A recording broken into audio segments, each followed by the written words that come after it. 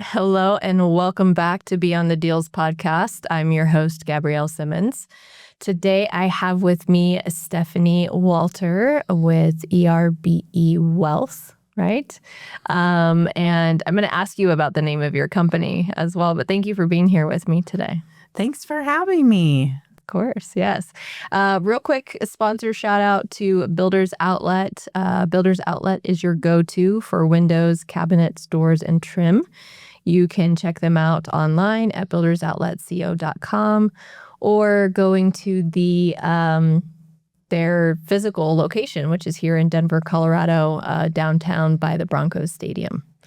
Have you checked out Builders Outlet yet? I haven't. Okay. No. We'll have to take a field trip. Go over there. For sure. Yeah.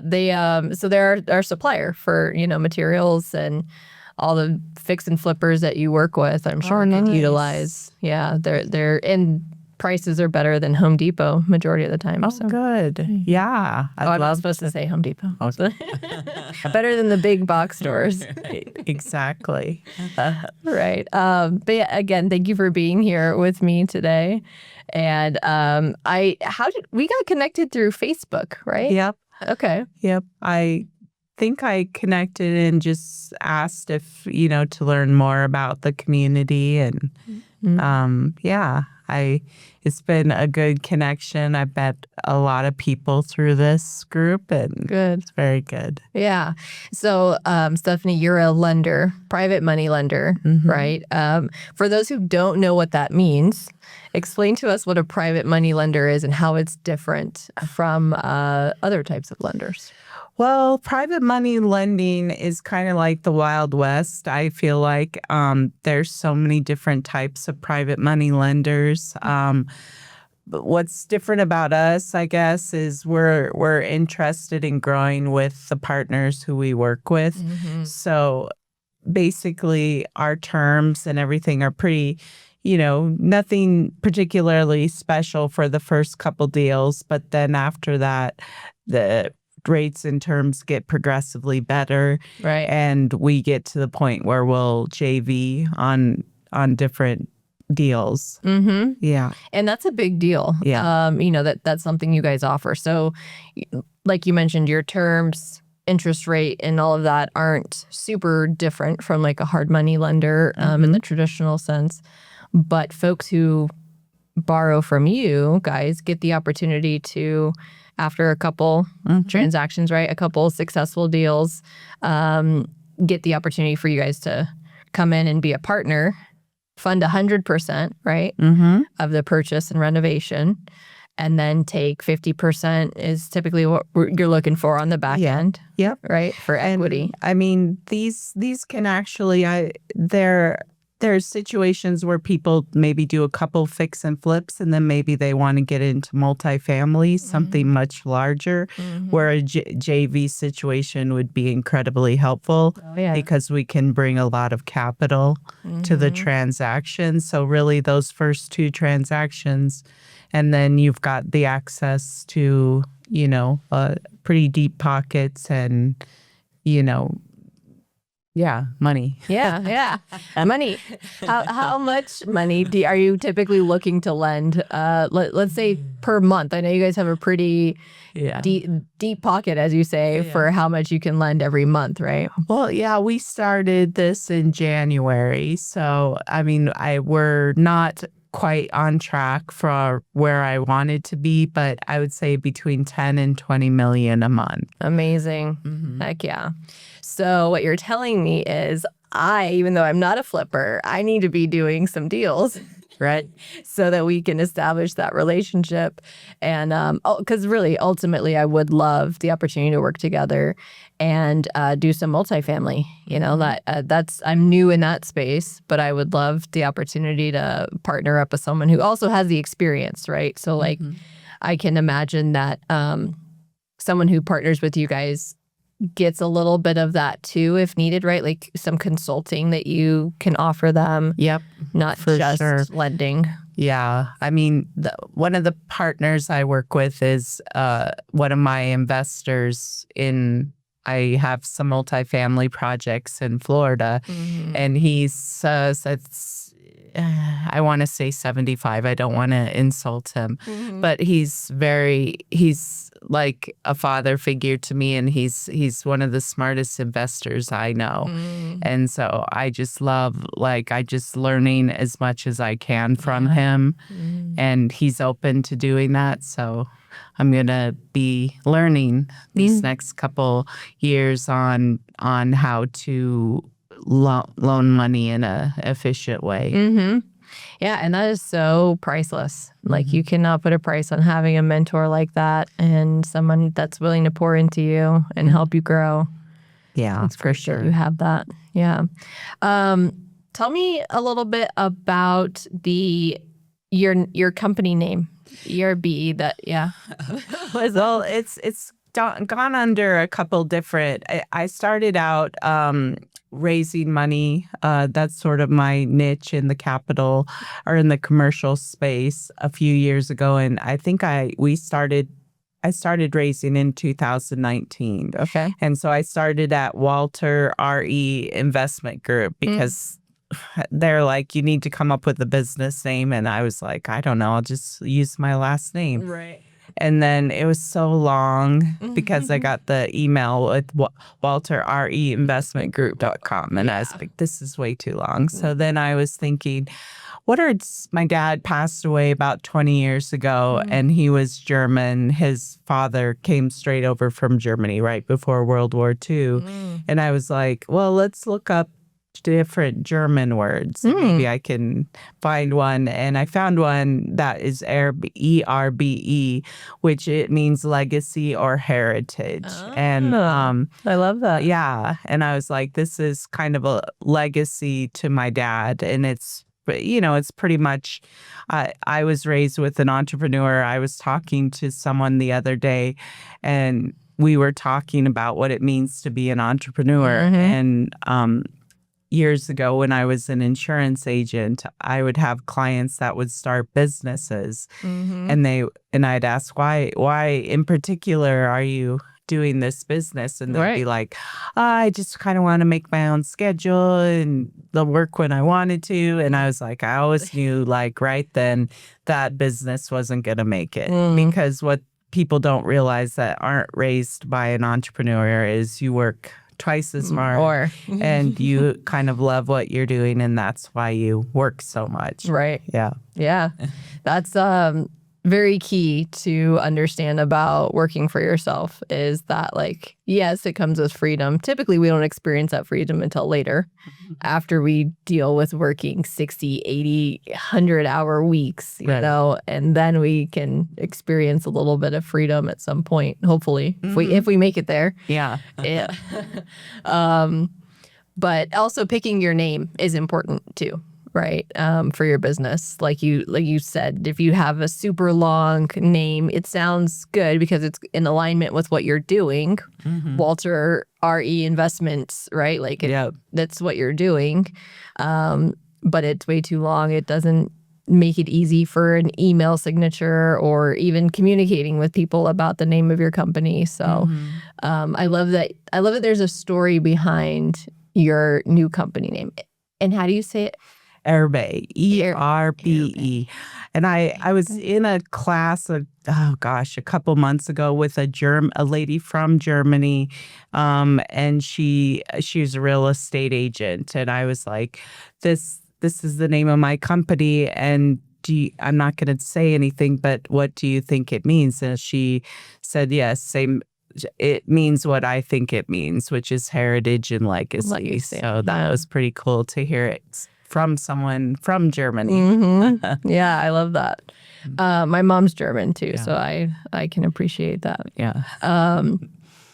Prior to getting into lending, what did you mentioned the insurance company, right? You had an insurance company. Yep. I was working a W-2 job and just pretty miserable. I had realized I just bought my first house and I got my first paycheck from this company, and I remembered going to my dad and being like, this is all I am getting out of my paycheck. You know, the taxes were taken out and everything like that. And I was like thinking over the next 20 years, if my pay just increases gradually, like that to me was not something that was desirable. Right. So I had started doing insurance and getting my licenses and everything like that, and sort of thought my dad could kind of help lead me through, you know, owning a business and stuff like that. He died about 6 months after I quit my job. Wow. And so he had a agency of clients, and the farmers company that we worked for said you could either, they came in about a week after my dad died and said you can buy the business or we'll take it back, and you'll have a week to make up your mind of what you want to do. Wow. And so I just like committed real hard at that time and was like, I'm going to take this on even though I don't really know what I'm doing, and I'm going to go into debt to buy this and all of that stuff. So I just kind of the next few years were a complete blur. I was single, so that was good. And just worked, you know, 24/7 to build this business. And then and then I ended up selling the business in 2025 when I started kind of getting involved in commercial real estate. And then, And during that time too, you were acquiring some rental properties, right? Tell me more about that. I was kind of doing, like I said, the BRRRR method. I didn't really know that was a thing back then, but it was in the my first property I bought in 2005. And every year, even as close as 6 months, I'd move and do it over and over again till I had acquired quite a few properties, all in the Sloan's Lake area. And that was kind of by design because I'd done a city planning class from the city of Wheat Ridge. And the way that they explained that they thought the city was going to grow really benefited that area. Oh, no. That's very clever. Yeah. What made you take the city planning class? I was just always really interested, and I was able to get into that class. I was talking to someone, a city council member, a couple weeks ago, and I think it was called Project 2020. So wait, we're way past 2020. You're right. So I took it probably 20 years ago. 25. Yeah, 25 years ago. So yeah, I just was interested in it, and it was offered for free, and I was like, okay, I'll take this. But I learned a lot of different, you know, ideas of how the cities were wanting to grow at that time. And just knew that Sloan's Lake was very positioned to see a large impact of growth there. Right. And that came to fruition, right? So you're purchasing multiple properties there. Even though I think you had shared, like, there was some people who kind of thought that was not the best move, right? Who were questioning you, like, why are you buying all these properties over here in this? My real estate agent was like, you're going to be the slumlord of Sloan's Lake. Right. He said it jokingly, but yeah. And how did that turn out for you? That's good. I mean, I ended up selling all of my property in 2021. And that was sort of by design because I wanted to raise money for my new commercial projects and felt like, you know, ethically, I felt like if I was raising money, I would want me to invest in the deals alongside of my investors. Right. Have some skin in the game too. And so that's kind of what I did. Okay. How many properties did you have? I had about 5 properties. Nice. And so sold those off, started raising capital for multifamily at that point? Yep. Okay. Well, our first deal was a retail center, and then we have all kind of amounts of multifamily. So anywhere from like our smallest one is 22 units up to like 510 units. Wow. There are 9 different syndicated deals that I did with the same partner. Nice. So I sort of did the money raising, and he was going to be responsible for managing. Amazing. Amazing. And that's between Colorado and Florida, right? They were all in Florida. There's one that's located in Waco, Texas. Oh, okay. But yeah, they're all in Florida. Okay. Wow. And why Florida? What made you want to invest there? Because at that time when I got into learning this business, which was in 2018, 2019, everybody was talking about markets that were super great. It was always Florida, Texas, Tennessee. Yeah, just those different markets. And then my partner, the other general partner in these deals, was from Florida. So he could easily go out and, inspect them, look at them, Right. just have it in his own backyard. Nice. Yeah, well, that makes sense. And you guys are still actively investing in Florida. We are. I am not raising any more capital. There was, being involved in multifamily in the time period that I was involved in it was a little rocky. If you ask anyone, that went in when we did, especially during COVID and when the interest rates went up dramatically. Right. So we have had some bumps, and that's the first business I've ever partnered with someone in. And you don't really get to know someone until you've done several deals together, and you don't really get to know someone until you're kind of going through some hardship. And it just made me realize that I needed to be much more, I'm not really comfortable in that situation. So that's how I kind of got over to lending, which is I connected with one of my investors who has put a sizable amount of money in all of these deals. I invested, and and I know he did hard money lending, and I was like, what do you say? You teach me kind of what I can bring you some deals, hopefully. Yeah. And what would you want to see, in a business going forward? Yeah. And so that's kind of how I got over there. I wanted to be less risky, and there's a lot of responsibility when you're raising money. Yeah. And so even I was just mentioning that, we have investor calls, we talk, but many of them will just call me out of the blue, and I try to talk to them if I'm not in a meeting or whatever. They know that they are my responsibility. Right. And until they get completely cycled out of these deals, they're your responsibility for sure. Yeah. And that's a lot, because also they, I can imagine, can be quite demanding of your time, right? Of like, hey, I gave you hundreds of thousands of dollars, potentially, maybe millions. And when I call you, I expect you to answer the phone, and it's like, well, I also have a life and multiple other people I'm working with. And so that could be tough.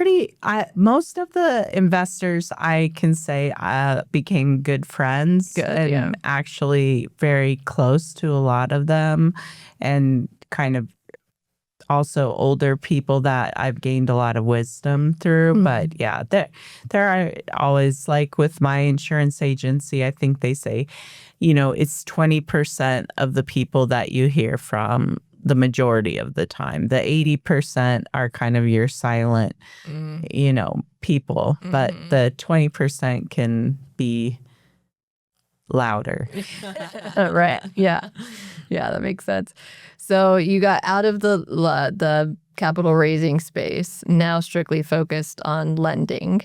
And tell us about one of the options that you guys offer for modular homes, right? That's new and exciting. And I know you always get excited when you talk to me about it. So tell us more. Well, that's something that we kind of have started looking at. We haven't done it yet up in Colorado. I think it's just kind of one thing at a time with us. But what we do lend on modular, which is kind of a rare thing. Yeah. But it's a pretty exciting field because there's such a shortage of homes, and modulars can be they're not like your grandparents' modulars. I mean, they're nice. They're homes that when you look at them side by side, you would never even know that it's not, a ground up built construction. And so you can erect them or whatever for about 80% less than a new construction. And Big difference. Yeah. So the thing is finding a lot that's appropriate for them. And then, figuring out the size of the structure that fits on that lot. And then, with AI and everything like that, it's pretty cool. You just put your parameters in. And then the company can basically just, say this is the layout of the house with these specifications. So it's a pretty cool process. What we have done down in Florida is the land is cheaper. So we have kind of a system set up to where we know, like, for each, new build we call it's, we're aiming to get $55,000 to $70,000 as a, what we would get building that as a profit, I guess. Okay. Yeah. And so yeah, we're looking to go into other markets, but we want to just be kind of, do it systematically and slowly, and we're kind of at the beginning of it. And you can do like entire neighborhoods, essentially, right? Or like even tiny home kind of parks. And park really isn't the right word for it, but where it can be multiple on one lot, right? Yeah, I was talking to an investor who was doing, he just had noticed that there was this development out in Fort Lupton where they did put manufactured homes just a few years ago.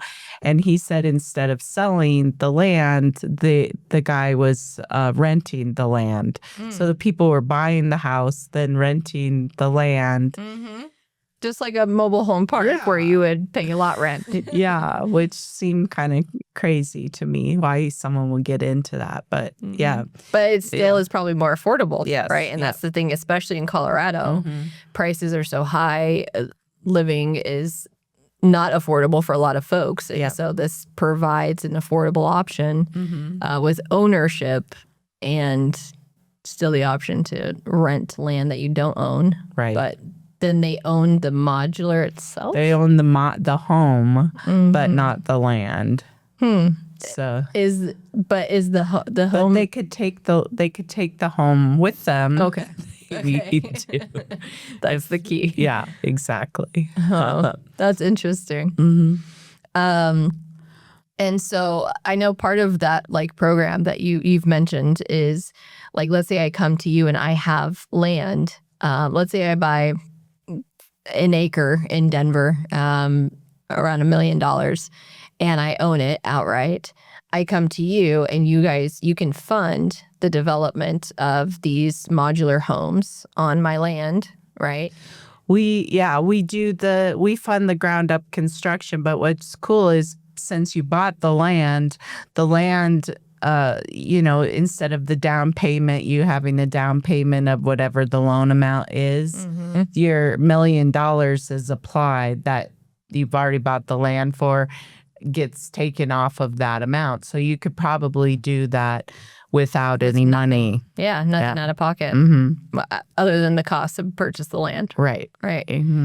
Yeah, no, I love that. And I imagine we're going to see more of that, right? And so that's part of what I get the opportunity to do in working with you and having you a part of Deal Makers is let people know that this exists, that this is an option, the multiple different funding options that you guys have, that it's here, what it looks like and how to take advantage of it. Because even as a savvy investor, especially a lot of us who focus in the single family space, we maybe have blinders on. Like we don't even understand that there's opportunity for these other ways to be profitable and partner, and have somebody that we can do different types of deals with, not just your traditional fix and flip or your traditional rental. So I really love that you're bringing something unique to our group. Oh, thanks. Yeah. What would you say has been the biggest obstacle that you've overcome in working for yourself? You've been working for yourself for a long time, right? Since you started the insurance brokerage, you took that over. In all these years, what has been the most difficult thing to overcome? Oh, geez. I think for me, even though taking over the agency and doing that stuff was, it was just sort of up to me how much I was going to work and what I was going to do. Right. And that was the same with buying the rentals and, just kind of having a goal to get out there and do it. Right. And then being a landlord, which, that I won't, but there was a lot of learning curve with being a landlord too. But I think the hardest thing for me was being a partner in these syndicated deals and just kind of weathering what we did in the last couple years, on these properties and the values of them and stuff like that. So I think, just kind of not being in control of everything was really hard for me. Yeah. And, I definitely continued on, but I in the future, it's why I'm happy, that I made all the decisions that I did because I got to where I need to be, and lending is now a part of that, and I'm just very happy with that. But yeah, I just want to have more. I want to be more in control of,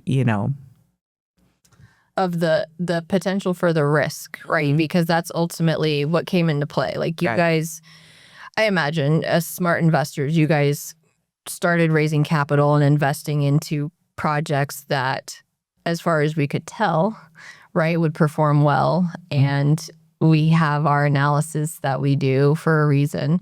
But in a lot of those multifamily syndication deals, at least from what I've seen, a lot of it is rather optimistic. Subjective. Subjective and optimistic. Yeah, because here's a perfect example. We underwrote a smaller property down in Cape, I always forget the name of it, Cape Summit or Cape Coral, Florida. Okay, it's 55 units. So when we did the underwriting, we did our best of what was out there. Right. And it was for insurance was $18,000. That was reasonable. Okay, there were 2 hurricanes that went through that area since we've owned it. And right after the second hurricane, our insurance went up to $112,000 a year. Oh my gosh! Yeah. Wow. So Well, I mean, probably kills your profitability right there. Right, yeah. And thankfully, we've weathered through that one, and now insurance is relatively lower, which I'm saying it's $70,000 as opposed to $112,000. But this is why when people show you, and I would say this, I was a wonderful money raiser, but I would probably be the worst one now because when you look at any deal, those numbers are all effective of what we think of right now. Right. Now, today's is it going to could something change these numbers dramatically? Yes. Right. And so you've got to just really keep that in mind that that's a investment that can go up or it can go down. Right. And when you're dealing with your own capital,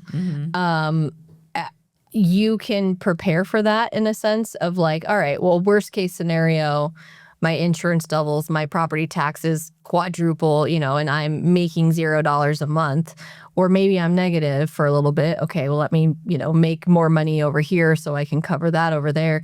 When it's your own funds, you can be like, oh, I thought I would exit from this property at year 5, but I'm now breaking even or barely cash flowing or negative. I actually need to hold on for another 5. Yep. And see, what adjust. You have the control to be able to make that decision and it not be as detrimental.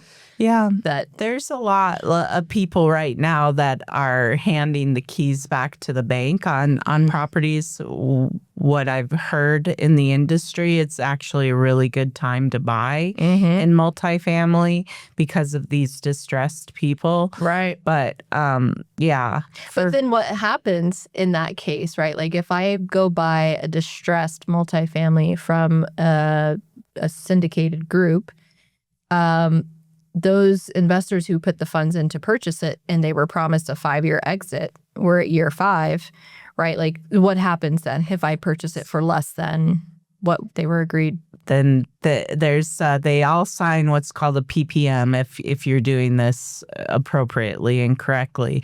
And in the PPM, it explains all the risks and nobody reads it, but believe me, I've looked through it in the last few years, and it is this is a risk, this is an investment. You could lose all of your money, and if you're buying it for less than what they basically, if you're buying it at a loss, then the investors are going to lose their capital, and that's it. And that essentially becomes write-offs for them on their taxes. Yep, right? That's exactly it. That's the one positive thing. Yes, definite, but it's a lost investment. So yeah. Wow. Yeah. And I can see how somebody who cares and who pays attention to detail, and you're used to working with people and you're used to providing a service for people and opportunity for people. I can see how that can be personally very affect you greatly. Yeah. To be in that position and have those tough conversations with folks and just be like, hey, what the market was doing when we purchased this property and what our projections were is not what happened. Most of us, there are some people who did predict what was going to happen in the end of 2022 with interest rates, but most of us, weren't really aware of that and didn't see how that would affect our investments. But yeah, it does. It's an emotional roller coaster when you're in that position. For sure. Yeah. So that's sort of why I've aligned with, the person that I have. And he's, very steady, very conservative, might be rather conservative. But it's good because it's our own money. Yeah. Yeah. And because it's your own money, again, you guys can understand and prepare for those risks. Everything you go into, you understand and can prepare. All right, we're lending this person these funds for what should be a 5-year thing, but if it's not, here's what we're gonna do, right? Yeah, for sure. That creates a much calmer environment.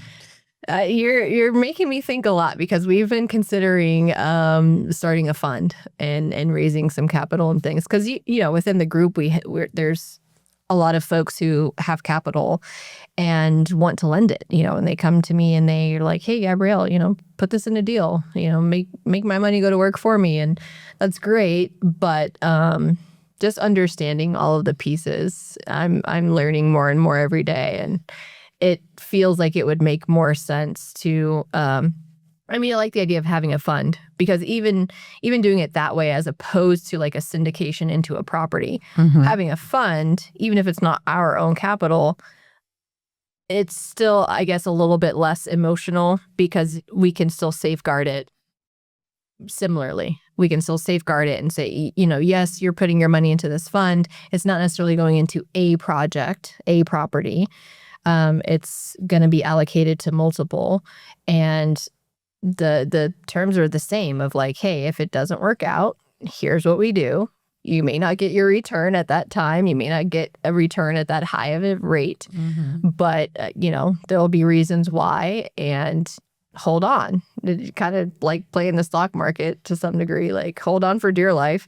Here's what we will do in the meantime. And, assuming the market adjusts or whatever adjusts that we need to see change, that's when you'll get a higher return or get your funds back. And I think I would be a lot more comfortable with that.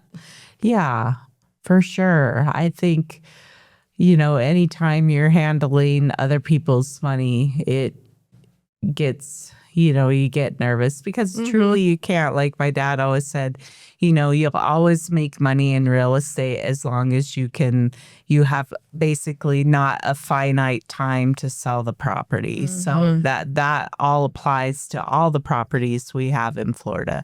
They're all, the ones that are more troubled are going to come around. It's just going to take time. And the reason they'll come around in Florida is because there's the tremendous growth, and that is huge in Florida. Whereas Colorado, it's interesting to see all of the overbuilding that they've done here.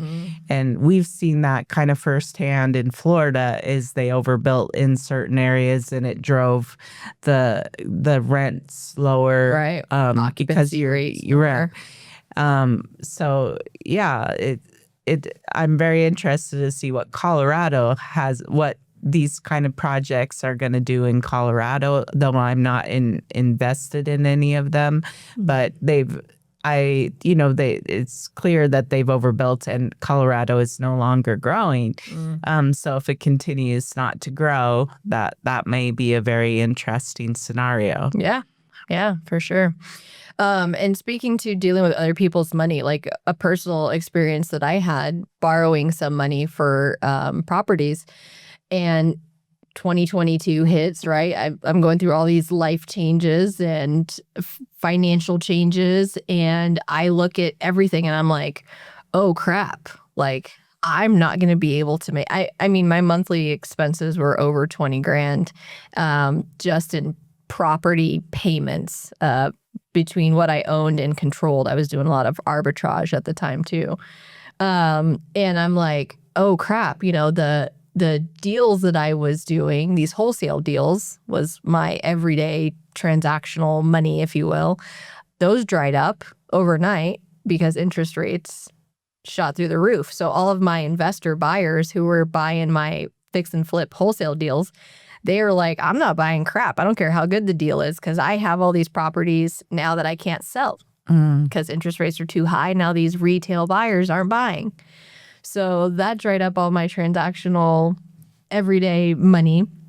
And my Airbnbs slowed down, right? And that was like a big chunk of my passive income.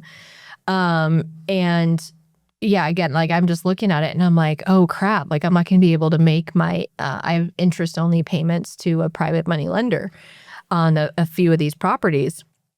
And I've never been in the position prior to this. I always paid my bills, always, early or on time. Never, like every single bill. It didn't matter what it was. And I'd never been in a position like this before, where I'm like, I'm dealing with someone else's money. I don't like past due bills. Nonetheless, thinking of somebody else being okay with funds being past due. But so I go to my investor and I just told him, we sat down for a beer. I think I drank at the time. And I'm like, I can't pay you. And like, that was such a hard thing to say, and to just be honest, both with myself and with him, and to understand like, okay, how did we even get here? Was this my negligence? Was this, having projections that were subjective to where we were at the time? Maybe some of those projections were too optimistic, definitely in my case at the time. But having to explain that to him, and just be like, oh, this is not fun. And, if it's just my money, it's fine. I'll eat ramen noodles for a little bit. Like, it's okay. But dealing with someone else's, like, it's very uncomfortable. And I was terrified of having that conversation. But I'm also grateful for the person that I had that conversation with, because he was like, okay, one, let's understand, how did we get here so we don't do this again. And two, he's like, let's just figure out what works because we have time. And I was so relieved, like, thank you. He's like, we had a 2-year agreement on most of our 2 to 5 year agreement on most of the loans that I took out with him. And he's like, maybe we get it done in 4 to 5, maybe it takes 7, but we'll restructure this. We'll make it make sense. And I know you'll get me paid.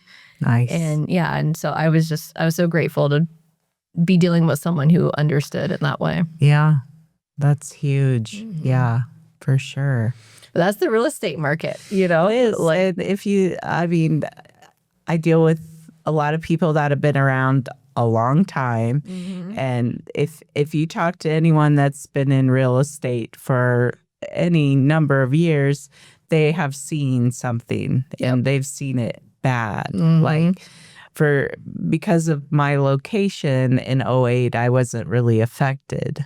But like, I've talked to a lot of people in '08 that basically they're older than me, and they were all starting all over again because they had rentals where people simply stopped paying during that time. And so all of a sudden, this is where you have to, I think, for me anyways, I've had my mental outlook on things, on loans, as opposed to renting a lot, because of listening to these different stories and seeing things firsthand. COVID was a great example too.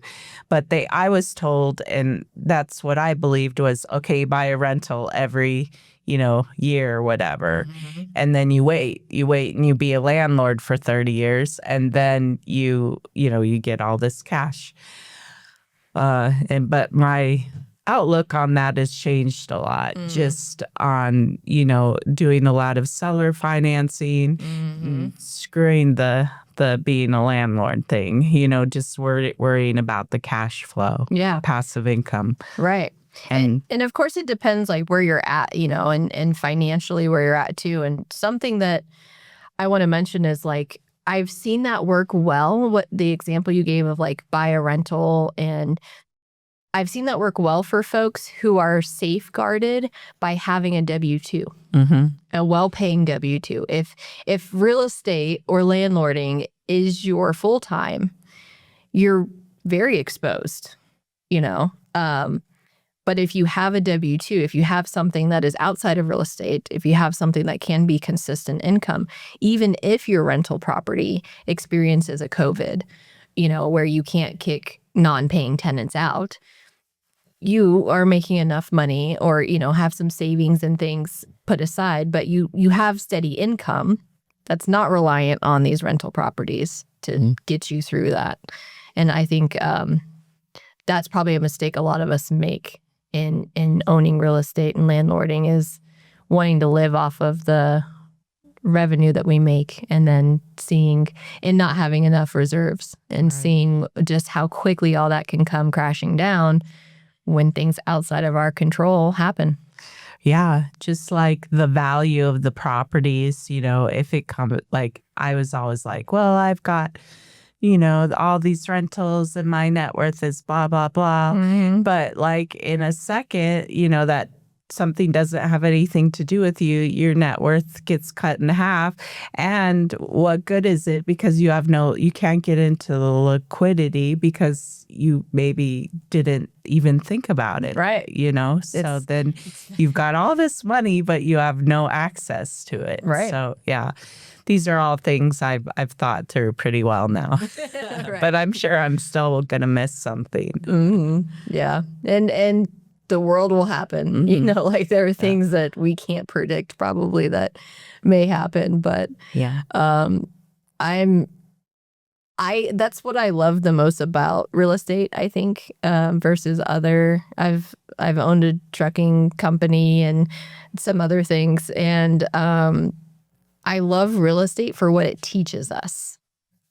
what it teaches us, one, about ourselves, because it's very taxing. It requires a lot from us to really show up and to think strategically. But also what it teaches us through like understanding what is really outside of our control and what to do about it, if anything. Yeah. And to learn and to grow, hopefully, because that's all it's been for me, is a definite learning experience. Is there anything else that you would do if you weren't doing this that you would enjoy?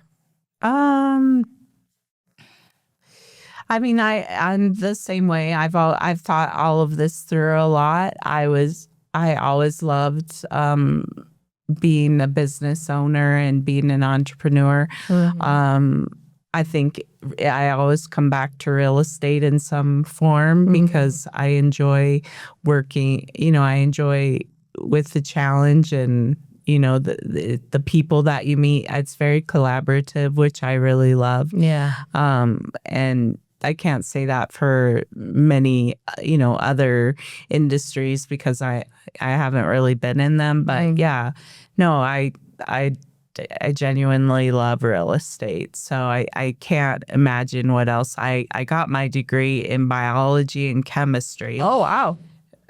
Back in I got my degree from the University of Illinois when I was living in Chicago. I was an older student, but I thought I wanted to be a doctor. And boy, that would have been a huge mistake. That would have been a huge mistake. Just like the having to go in and just do the same thing every day. So, yeah. But real estate, it's always an adventure. Oh, yeah. That's for sure. That's so interesting. I didn't know that. Yeah. You had a degree in biology and chemistry. Yep. And yeah, thankfully, life didn't go along the path I thought it would because I would have, like I said, I would have been miserable. I had been one of these doctors in one of these real estate groups that's exiting their field to get out of it. Right. Yeah. Looking for ways to get into real estate. Yeah. That's amazing. Well, I encourage anyone who's watching this, reach out to Stephanie, reach out to myself. Stephanie's information will be below in the show notes. But I would love to put together a class with you soon so that we can just share with the people that are here local more of what you offer and ways that you're willing to be collaborative, because that's a big deal. So thank you again for being here with me. Is there anything else you'd like to share before we wrap it up? No, I think we've covered it. You did a great job, per usual. You're good with the questions. Thank you. Thank you. And you used to have a podcast, you mentioned, right? Yeah. You think about doing another one, maybe? No, it was a lot of work. It was a lot of work. It's a lot easier just to show up and have someone ask you questions. Right now, not a ton of, and I'm not super good with technology. I don't have this wonderful man that's behind the scenes here. Yeah. So you need that help. But yeah, maybe someday when I have more time on my hands, I would think about it. Okay. Well, we'll talk about it. You could always, plug in here and work with this wonderful man behind the camera to help you. Yeah. Thanks. All right. Well, thank you, Stephanie. Yeah. Thank you. Okay, guys, that's it for today's episode. Until next time.